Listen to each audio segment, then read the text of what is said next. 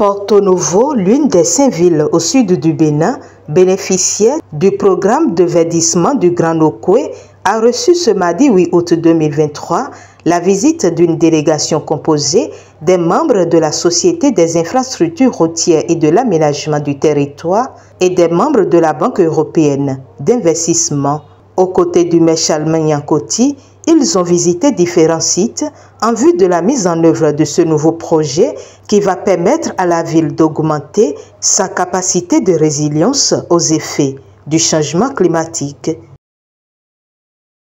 Nous avons visité la berge de Porto Novo où nous avons eu l'occasion d'observer depuis l'eau les aménagements qu'on peut faire pour valoriser ce patrimoine qui appartient à la ville de Porto Novo. Nous sommes actuellement au niveau du site de Donouquin où nous sommes venus voir qu'est-ce qui est possible de faire au niveau de la forêt que nous voyons devant nous, valoriser la forêt que nous avons qui est naturelle pour permettre aux Porto-Noviens d'avoir des sites préservés de toute occupation humaine, de la démographie qui aujourd'hui galopante et qui grignote la forêt. Actuellement, nous sommes en phase d'instruction. Instruction, ça veut dire que nous sommes en train d'étudier le projet. Ça couvre plusieurs composantes comme la création de parcs naturels, le développement de voies navigables sur le fleuve, la réhabilitation de jardins botaniques, la préservation des zones naturelles dans nos villes.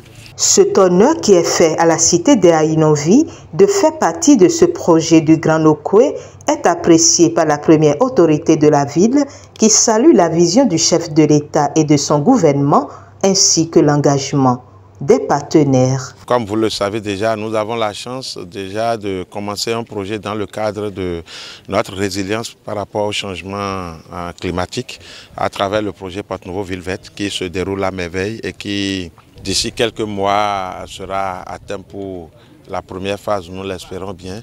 Et nous en étions là lorsque le projet de verdissement du Grand Nokoué est en train de prendre corps.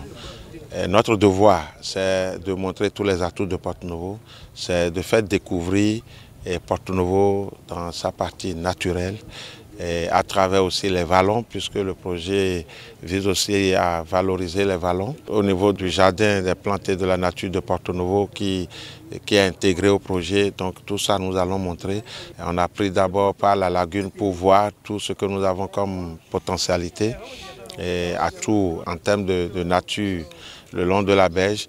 Et maintenant, nous sommes en train de visiter les vallons. Et nous sommes présentement au niveau du vallon de Donouquin.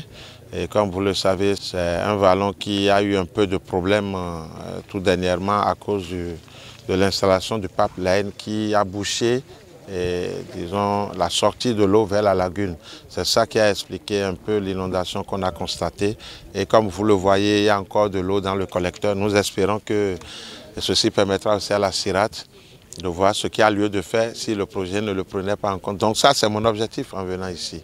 Mais au-delà de ça, nous irons aussi vers les vallons de Boué et de Zonvi, en plus du JPN. Mais il y a lieu de remercier véritablement le gouvernement pour ce souci et surtout cette vision de préserver la nature, parce que vous n'êtes pas sans savoir qu'aujourd'hui, avec l'évolution démographique, on prend d'assaut les milieux naturels. Or, les milieux naturels sont à préserver si on ne veut pas faire face aux effets du changement climatique. Actuellement, à la phase d'étude, ce projet, estimé à un coût global de 160 milliards de francs CFA, sera financé par la Banque européenne d'investissement et le budget national et va démarrer au cours de l'année 2024.